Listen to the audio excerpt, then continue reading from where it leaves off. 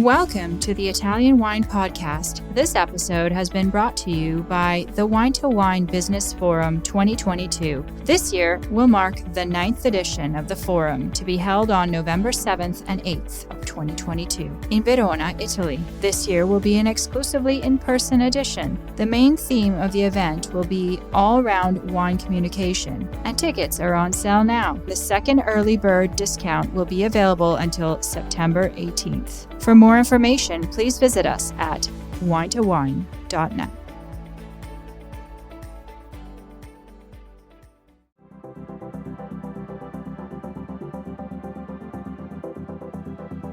Thanks for tuning in to Get U.S. Market Ready with Italian Wine People on the Italian Wine Podcast. I'm Steve Raye, your host, and this podcast features interviews with the people actually making a difference in the Italian wine market in America, their experiences, challenges, and personal stories. And I'll be adding a practical focus to the conversation based on my 30 years in the business. So if you're interested in not just learning how, but also how else, then this pod is for you.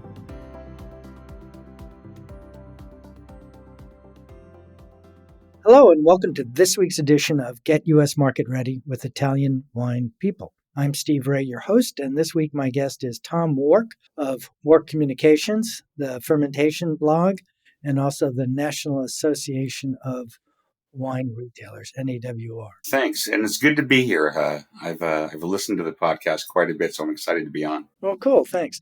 We first met, I don't know if you remember, I do, at an event called Vino 2009 in New York City, on a panel discussion. And I didn't know you from Adam at the time. And it was talking about three-tier system issues and distribution. And all of a sudden, this guy next to me started talking, and it was like a hurricane next to me. Whoa, where did he come from? He certainly has opinions. I was kind of not a newbie to the industry, but certainly to that conversation. This was the panel where it was you and me and a member of the Wine and Spirit Wholesalers of America, right? Yeah. And it was a panel about the three-tier system, if I'm not mistaken. And the other person that was there was Bill Earl of National Association of Beverage Importers. Yes, exactly. That's right. Yeah, I remember that very, very clearly. This is not an unusual thing for me, Steve, where I'm on a panel and I appear to be the odd man out and I appear to be the person with all these opinions. And the reason that is my opinions tend to be a little bit different than those people who are dependent upon the three-tier system to make a living. Just a little bit different. Well, speaking about making a living, why don't you give us a short bio of Tom Wark, the PR guy, Tom Wark, the three-tier system guy, and any of the other things that you're doing related to the business. Sure. So I got into the wine industry in 1990 after I graduated from San Francisco State University. And I immediately went to work for a wine public relations firm in Santa Rosa, California. And we handled usually wineries and maybe some associations or events. But it took me 3 years to do the math and to look at how much I was being paid, how much my salary was, versus how much the clients that I was servicing were paying the firm. And I saw the imbalance. And so I decided to start my own firm, took a few clients with me. And so since 1993, I've worked as an independent public and media relations consultant to the wine industry. And so that went all fine. And then in 2004, I decided that everybody in the world needed to know what I thought about things. So I started a blog. And it was focused primarily on the wine industry and the wine business. And I wrote a lot about regulations, direct shipping, et cetera, the three-tier system. Then there was the Granholm v. Heald Supreme Court decision. And a lot of people, including retailers, thought that they would finally get their direct shipping rights. Turns out retailers didn't, and they started an association called the National Association of Wine Retailers. They sought me out to be the executive director, and I was happy to do that. So since 2007, I've acted as the executive director of NAWR, as well as kept my PR consultancy. And of course, I've been writing my blog, which is now a Substack newsletter since 2004. And so I've worked with a lot of different facets of the industry. A lot of it having to do with regulatory issues. And of course, a lot of it having to do simply with marketing, public relations, and media relations issues. Well, congratulations for being one of the early ones to do blogs and to maintain it for 18 years. I know the challenge of doing anything for 18 years, but writing a blog for 18 years is significant. You're one of the few that can claim that title. And Alder Yarrow is another one that comes to mind, and there's a few others. I think Alder and I were one of the first, 4 or 5 people who started blogging regularly. I try to keep to a schedule of every other day publishing. Wow, God bless you. Okay, so let's move away from the your commercial venture of public relations and focus on the whole direct-to-consumer issue. And remember, if you will, just as a guideline, that most of the people who are listening to this are listening from the perspective of dealing with international brands or export brands being imported into the United States. So kind of give that a nod as you're talking about things. But I'll ask a broad question first. Can you put the whole DTC controversy into perspective for us? I think I can. Many years ago, there was very little direct-to-consumer shipping, and we're talking now in the 80s and early 90s. It was generally illegal in most states for American wineries to ship direct to consumers. But it was in the 1990s when the number of producers in the United States really started to expand significantly. At the same time, this expansion, the people behind the expansion of wineries in the United States realized that the 3-tier distribution system, whereby you have to, a winery sells directly to a wholesaler must sell to retailers, and retailers sell to us, weren't able to handle the expansion of all these different brands. And so these brands started to rely on their own tasting rooms. And after that, they started to rely on direct-to-consumer shipping. And they realized that the state laws that prevented winery shipping really was hampering their business. And so they went about trying to change these laws. That culminated with a Supreme Court decision in 2005 called Granholm v. Heald, which basically said that if a state allows its own wineries to ship direct to residents in those states, they have to allow other wineries in other states to also ship into that state. There was nothing in that decision, that Supreme Court decision, that suggested this concept of fairness and non-discrimination didn't also apply to retailers. And yet after the decision, retailers simply weren't included in the updating of the state laws and in a lot of the judicial decisions that came after that. So over the course of the next 15 years, wineries largely got their direct shipping rights into most states, while retailers did not. The impact of direct-to-consumer shipping is massive. Today, the winery-to-consumer shipping channel is probably worth somewhere in the neighborhood of $4 billion. We don't have an exact figure for retailer-to-consumer shipping, but my best guess, having been involved in this part of the industry for so long, is somewhere in the neighborhood of $3 to $4 billion also. That's a lot of wine being shipped by both wineries and retailers. Retailers, if they were allowed to ship into most states, would clearly eclipse the amount of wine that's being shipped by wineries. Retailers may only strictly legally ship into 15 states currently, whereas wineries can ship into, I think it's 46 or 47. Okay. And effectively, most of what you just described in terms of the winery direct shipping to consumers really is the only way around, and it's not really a way around or a complementary way of selling wine within the 3-tier system. That route is not open to imported brands who function, well, the imported brand is the supplier, but they're selling to an importer, and the importer of an imported brand is more similar to a supplier of a domestic brand, where they sit in the 3-tier system. That's right. One thing that happened recently over the last 4 years was called the CBMA, the Craft Beverage Modernization and Beverage Act. And it dramatically lowered federal excise taxes, and for the first time included imported producers in the tax.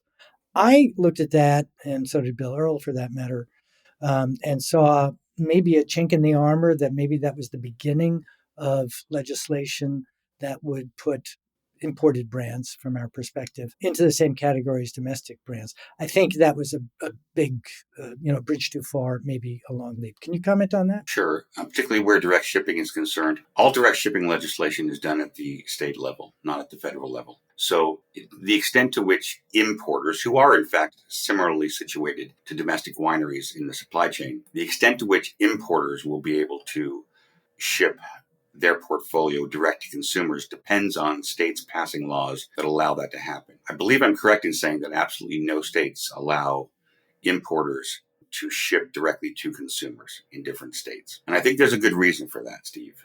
I think the reason is importers simply haven't asked for the privilege. Talk more about that. That clearly was one of the touch points of our initial conversation in preparing for this interview. And it's not one that I've heard espoused by very many people. So you've opened the door. Can you walk us through that and explain the significance of it? Sure. So to reiterate, the domestic producer and the American importer are similarly situated in the product chain. Both these entities, the winery and the importer, sell to wholesalers. Wholesalers then sell to retailers, and retailers then sell it to us. Wineries have been very aggressive in pursuing direct-to-consumer shipping rights in different states. Importers have not said boo once, ever. I've never seen the National Association of Beverage Importers ever ask or lobby for the right to ship direct into a state. I don't know why that is. I presume it's because the most important members of NABI are very large importers, controlled by very large brands or importing very large brands who are themselves dedicated to the three-tier system of alcohol distribution, importer to wholesaler to retailer. And that's a mistake, because by not pursuing direct-to-consumer shipping rights from the importer to the consumer, they've essentially set aside a very important channel for distribution. And it would become more and more important as the marketplace becomes more and more crowded with import brands. At this point, a consumer who wants to obtain an imported wine that's not distributed in their state or that's sold out in their state, they have to go to a retailer in another state who will ship it to them. However, it would be nice for the consumer if they could go directly to the importer. In addition to that, the importer, if they were able to ship direct to consumers, could really put together some compelling consumer-facing websites, commercial websites that highlight a variety of different brands. You've got a number of importers who focus, for example, on Italian wines or South African wines or Chilean wines. And it's easy to imagine how some of these importers could become a really key source for information and wines from specific regions, as well as a source for wines from a number of different regions. But they've simply never made the effort to convince state legislators that they should be allowed to ship also. And so as a result, the degree to which importers are involved in the direct-to-consumer shipping channel depends on the degree to which retailers will sell their wines online. Okay, so now we're in a world, post-COVID world. We'd like to think it's, whatever the post-COVID, it's not post-COVID. It's post the beginning of COVID, because it's always going to be with us. But there's this, always has been, and there continues to be, and it's growing, this tremendous interest in the part of export brands, both spirits and wines for that matter, to want to come to the U.S., coupled with a lack of understanding of how the three-tier system works and how to effectively enter the three-tier system. It's still a patchwork of 52 different regulatory entities. As you said, it's state regulated, the 50 states plus Washington, D.C. and Montgomery County, Maryland. And the net is there has been no, call it, progression on the part of importers to try and expand their access to the market, that they've pretty much been comfortable in the role that they play within the three-tier system. Now with the growth of internet and the expectations of consumers that Amazon and others set the standard for shipping terms and timeliness and responsiveness and web access and information and so on and so forth, add to that the concept of label identification or label recognition technology, where you can hold your phone up and Wine Searcher and Vivino will actually take you to a page or information directly on that wine, even if you don't remember the name of it. All of those things have progressed in the world that we live in, and yet the wine industry hasn't moved much at all into that modern age. The question is, I guess maybe you already talked about it, that they haven't done it, but the question I'd ask, I guess, is why? Why have importers not taken any steps? Well, importers have a certain responsibility because of the expansion of e-commerce, wine e-commerce in the United States. They need to help prepare the brands that they work with to navigate internet commerce. And that goes back to exactly what you were talking about. That is preparing their materials, preparing their labels, preparing information about the brands to be disseminated efficiently across electronic channels as well as across the three-tier system. So that's an important thing that import brands and importers have to do together. They have to gather up the materials that can be efficiently distributed and used to educate wholesale sales teams, retailers, as well as consumers. So that's about the most, I think, that the import brand can do in terms of facilitating their sales in the United States through electronic commerce. Again, the degree to which, say, an Italian wine brand is going to be sold to consumers, direct to consumer or via e-commerce, depends almost exclusively on the retailers that their importer is working with. So I can see how an importer might be interested in targeting sales to those retailers who are actively working in the DTC marketplace, because the fact of the matter is it's only really a small minority of retailers in the United States that are actively working on the internet, achieving internet sales and shipping interstate. But it would seem to me, particularly an importer in the Northeast, it would seem to me that it would behoove the importer to try to work as closely as they possibly can with those retailers to get their brands into those retail outlets where consumers from across the country can access them. Italian Wine Podcast. If you think you love wine as much as we do, then give us a like and a follow anywhere you get your pods.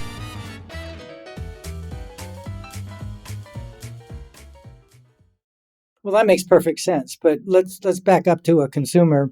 They taste the wine when they're maybe not at home. It could be in their home state or it could be in some other state, or they read about it and they look it up and then they go online and want to buy it. And it may be available in their state, registered in their state, but not necessarily available at their local store or available to be purchased. That is like diametrically opposed with the way we shop for every other consumer item in the world, from books to shoes to sneakers to food, grocery now. It's all done directly. So people are exposed to wines that they would like to have and then find out, they're blocked from being able to buy it.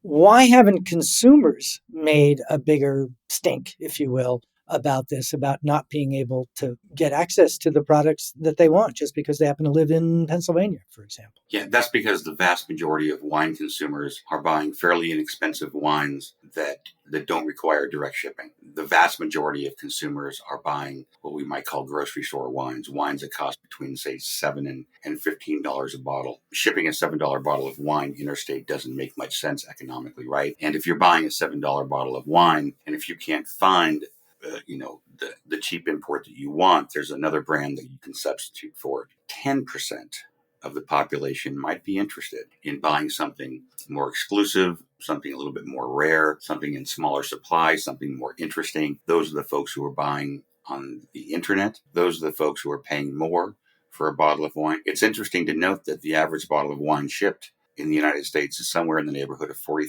to $45 a bottle. That is not the average price of what a bottle of wine purchased at a retailer cost. I'm not exactly sure what that is now, but my guess would be somewhere in the neighborhood of $8 to $10 a bottle. I looked it up. $10 is what Nielsen says, roughly. Okay, so it's an entirely different e-commerce. Wine e-commerce is an entirely different marketplace with different rules and different types of consumers. So for a lot of the wineries that I talk to, work with, and speak to when I'm traveling, that's the world that they live in. They're not trying to compete in grocery store wines, although they may not understand the retail environment in the U.S.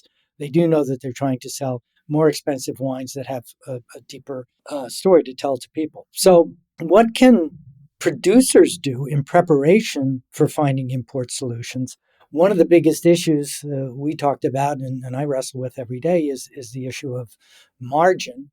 And oftentimes a winery will say, well, I'm selling my exporting brand for, call it $4, not €4, $4, and it'll end up at retail in the US at $16. And if you look at everybody else's margins or markups, and they are different, everybody's making more money on their wine than I am as the producer, and I have to own the land, grow the grapes, live with the weather, procure all the things and process it, and so on and so forth. That seems to be a real disconnect. But this is the nature of the wine industry. I mean, look at a domestic producer, right? The domestic producer who, just take a round number, for example, who sells a bottle of wine out of their tasting room for $100. If they put that into the system, they have to sell that to a wholesaler for $50 a bottle. right? Then the wholesaler will mark it up and the retailer will buy it for roughly $75 a bottle, and then they'll sell it to the public for roughly $100 a bottle. This is the nature of the alcohol distribution system in the United States. Now, part of the nature of that system is the fact that we have a state-mandated wholesaler in the middle. It would be interesting, wouldn't it, for everyone involved, from the producers, whether they be in the United States or outside the United States. It would be interesting if the importer or the winery, domestic winery, could sell direct to the retailer and go around the wholesaler and not use the wholesaler. That's an entire tier of profit that could be split up between the producer / importer and the retailer or even the consumer, right? But the vast majority of states don't allow what I'm talking about, which is self-distribution. Self-distribution, allowing producers and importers to sell directly to retailers without going to a wholesaler. This is the key to reforming the alcohol beverage marketplace, to making it more fair for everybody, including the importing producer. And again, it should be the importers who are fighting for this change in the law, but they simply aren't. And again, I can't speak to why they aren't. All I know is it's a dereliction of duty. So let's be clear, though, there are, when I talk to export producers, that we're talking about direct to consumer interstate, between states, as opposed to intrastate, within a state. Mm-hmm. And there's a lot more freedom and flexibility for retailers to do that. Florida is an example. New York is an example of where retailers can ship to consumers in their own state. So that's an opportunity if your local retailer doesn't have that one wine that you just tasted that you're interested in, but it is registered in the state, that you could in fact order it. So it's not as grim of a vision of the industry as it might be, because obviously there's intrastate options. But a lot of times people ask me, what are my options? And I go through a list of, their options to be selling in the United States. And the summary of it is you've got a lot of options and they all suck. I mean, it's not what anybody wants to hear. And I sometimes feel like I'm the doomsayer, right? Well, you can't do this and you can't do that and you can't do this. But we've found a whole lot of people being very creative within the confines of the regulations that we all acknowledge, recognize, and deal with, that kind of makes that happen. And I'm talking about things like naked wines or some other things that are different spins on the way, in this case, mostly domestic wines are purchased. But those are really just scratching the outside surface. Do you see anything on the horizon where this might be changing? Is there any lawsuits? Are there any things going on that you think might be, I go back to a chink in the armor, where this might be expandable? There's nothing right now happening that would allow importer producers to more easily sell direct to the consumer, either intrastate or interstate. Okay. Nobody's working on this issue at all. There's no association of importing producers who are putting any pressure on state legislators. There's no association of American importers that are putting pressure on state legislators to change any laws that would make it easier for consumers to access the imported wines. Nothing is happening.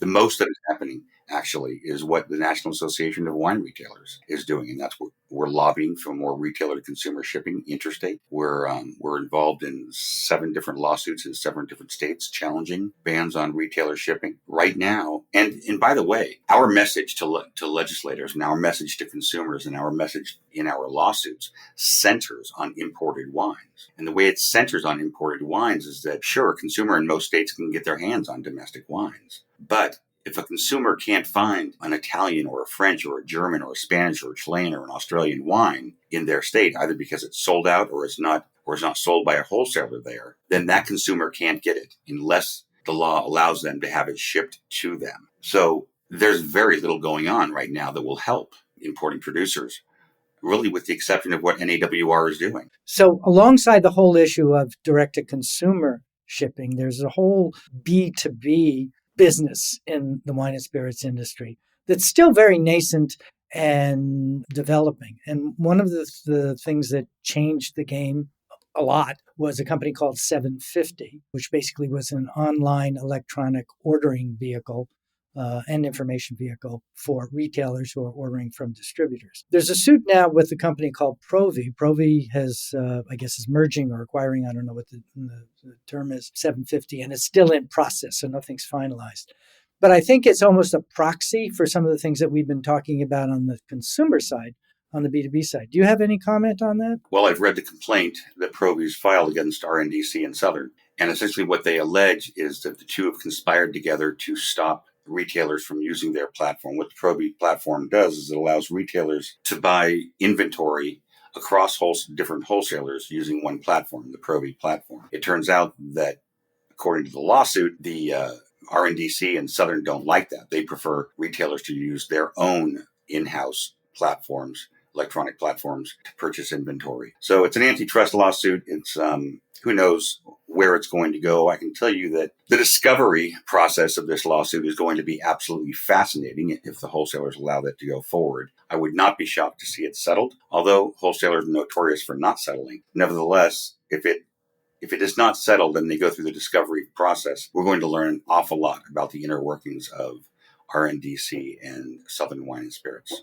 Flipping us from the other side and talking about the importance of things like the WSWA meeting for export brands who are trying to come to the U.S. I've been going for, 30 years. It's evolved dramatically. It's changing dramatically this coming year. We don't know exactly what it's going to be like because they didn't have it the last 2 years. But what they're talking about is making it more friendly for brands who are looking for importation and distribution, and making it easier or more an incentive perhaps for distributors and importers to be open to pitches or exposed to some new brands. I know one of the big challenges I face and my clients often face is they can't get anybody on the phone to listen to their pitch. It's just, no, I'm not looking at any new brands now. We all know that new brands are the blood and guts of the industry, and everything from tequila, vodka, Jägermeister are examples of products and categories that have tequila now, especially. I mean, back then it was Jose Cuervo. Now it's absolutely huge. So WSWA plays a very important role in its changing. Do you have any comments on that? I mean,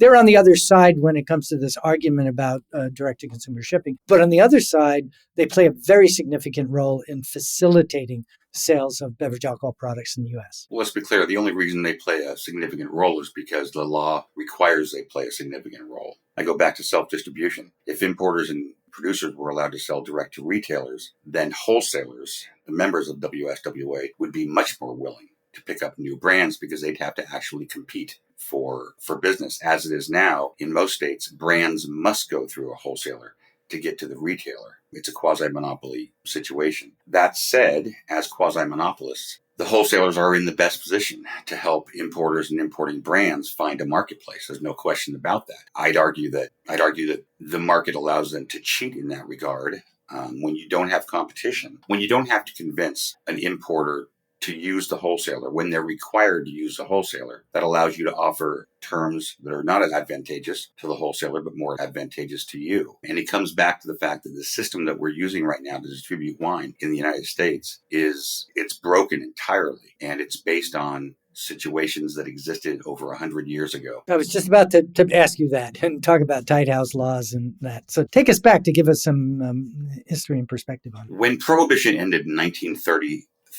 the primary concern of the people who were going to write the laws concerning alcohol distribution was that we not return to the situation that existed in 1910, when you had retailers, particularly taverns and saloons, essentially tied to producers. And by that, I mean a brewer in a certain area would give money to a saloon and essentially control the saloon and allow them to open up, but the saloon would be required to sell a certain amount. And in order to sell that amount, there were some terrible sales tactics that were used. And so the saloon became a place where people went and really overconsumed in terrible, terrible ways. But now we're talking about 1910, right? And again, 1933, the regulators wanted to avoid that situation from happening. But you have to think about 1910. We were in the midst of a huge wave of immigrants into the United States. And in 1910, most dwellings had no electricity. Most dwellings had no air conditioning. There was no cross-country air travel. There was very little auto travel. There were very few affordable sporting events. There was no television. There was no internet. There was no streaming services. However, there were the saloons and there were the taverns. And the saloons and the taverns were where folks went to get the news of the day. It's where they went to find out what jobs were available. It's where they went to organize politically and organize political parties. It's where they went to commune with their people. And it's also where they went to drink and to eat. And as a result, we had lots and lots and lots of drinking that went on. And it helped form the reasons for Prohibition coming about in the first place. But in 1933, that was the big deal. Let's prevent these saloons from being tied to these producers so we don't have this overconsumption. 2022, we've all got electricity. We've all got air conditioning. We've got affordable, it used to be affordable, cross-country air travel. Everyone's got a car, streaming services, the internet, television, radio, all these things that didn't exist. The point is, we don't go to the saloon to find out what jobs are available. We don't go to the bars and restaurants to get the news of the day. We don't go there to organize politically. We don't go there to commune with our people. Still, in 2022, we have this 3-tier system that was built to prevent tide houses and the problems that existed in 1910. And it's a bit like the U.S. Army coming out and making an announcement that our new policy is we're going to figure out how to dig deeper trenches faster. You can't have an alcohol regulatory system built on the problems of 1910 when those problems could never emerge today, and yet we do. And as a result, we do. And the alcohol beverage industry has been retarded in its growth. So as we think about imported brands, where I've been focusing my resources is to help them leverage what they can do, which is intrastate from retailers who do have inventory of the brand, using many of the tools that are out there, whether it's Vivino, whether it's information sites like VinePair, whether it's or Wine Searcher, where people, the information about products is more available and exposed. It's kind of like the difference of buying a car. It used to be only the dealer knew all the facts and figures. Now it's transparent for everybody. Well, that level of not just transparency, but knowledge about wine or accessibility of knowledge about wine is pretty widely available. The challenge is getting the products themselves. So within a given state, you do have an opportunity. And I think that's where retailers are really doing a good job, those that are expanding into e-commerce, because they recognize not only can they sell to a wider audience, they can provide greater value to that audience as well as their local geographic audience. That's absolutely right. But the retailers rely a lot on importers and wholesalers to get the information that they need to put up on their website. There's nothing worse than browsing a retailer's website and coming to a wine that's interesting and seeing that there's no label there and no information essentially about the wine except perhaps the appellation and the price.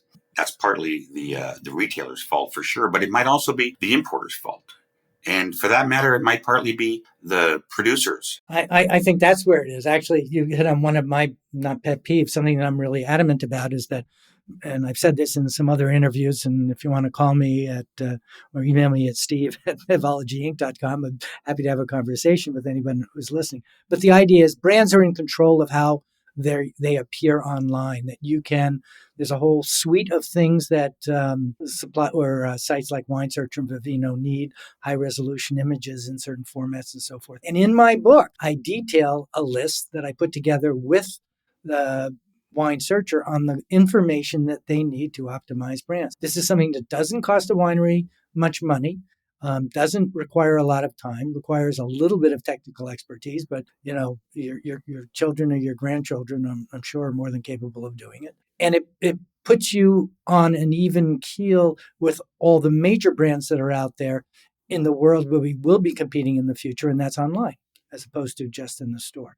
So that's something everybody can do, but I think the burden falls on the producers to do that. And it has to be recognized. This is block and tackle work. I mean, this work has to be done as a matter of rote. Yet, here's a quote.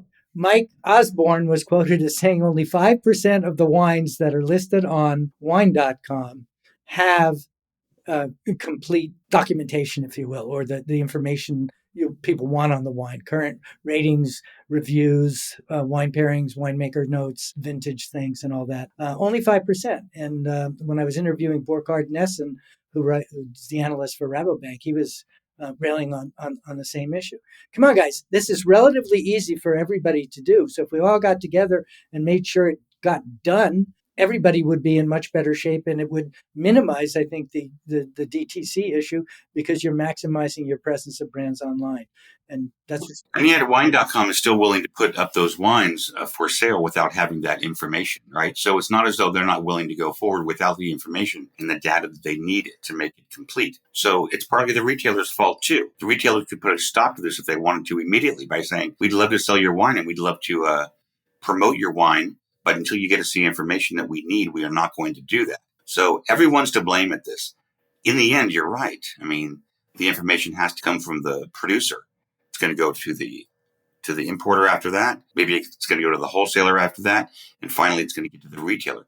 But there ought to be an efficient way. Yeah, and Frank, it's been one of the things that I've been working on, and the idea is collaborate between and amongst all of them, or amongst everybody, to kind of spread the burden.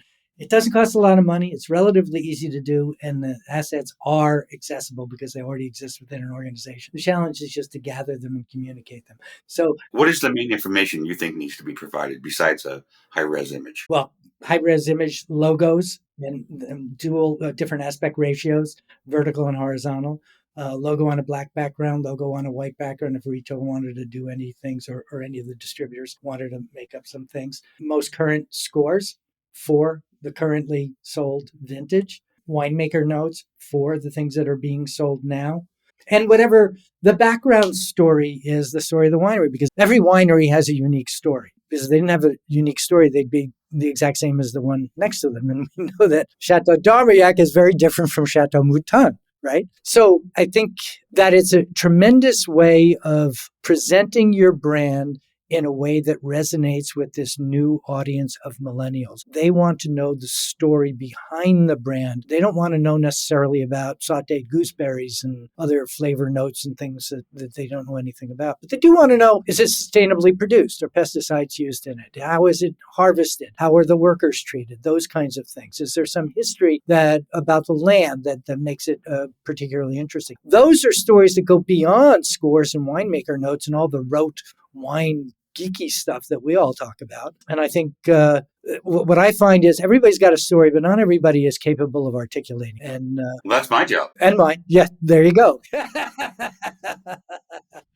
The collection of things that you say are needed. Yes, indeed, they are needed, but it's also certainly a collaboration in order to create those things. Part of that information has to come directly from the producer, but where the scores are concerned, right? That's going to be the importer's job to gather up those, because it's large. If they're it's absolutely collaboration, and that's what I would like to see. Okay, not pointing the finger at who's responsible for doing this, but ask the question: how do we get this done together? And that's something that I try and facilitate with my clients, because, as I said, it's relatively easy to do and doesn't cost a lot of money, and has significant impact immediately and is evergreen long term. So why would you not just jump on this thing? Anyway, I don't have the answer to that question. It's just one of those conundra of life. My guest this week has been Tom Wark of National Association of Wine Retailers, of Tom Wark Communications. He's a PR guy in his spare time. I think that's how he actually makes money. And he's also the author of the Fermentation blog, which I was pleased to find out in this conversation. He's been writing regularly every other day or so for 18 years. Tell me how people can access my blog. Recently, my blog has been turned into a newsletter, and it can be found at tomwark.substack.com. Again, we publish about every other day there. It's a paid and a free publication. So I urge everyone to check it out. I tend to write about the issues that Steve and I are talking about right now. And he's very forthright in the things that he says. That's what makes it so much fun. Tom, if people want to reach out to you directly, can you give us your email and phone number if you're interested? The email is tom@Wark Communications, that's WARK, communicationsplural.com. And the phone number is area code 971-332-5057. And you're calling Salem, Oregon. Cool. All right. Thank you, Tom, for a very interesting conversation. I look forward to having another one where we see how far the industry has come since the last time we spoke, but I hope we speak soon. I do too. Thanks, Steve.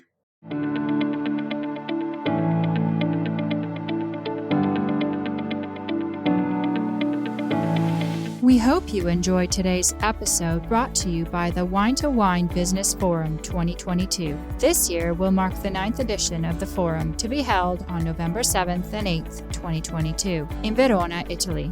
Remember, the second early bird discount on tickets will be available until September 18th. For more information, please visit us at winetowine.net.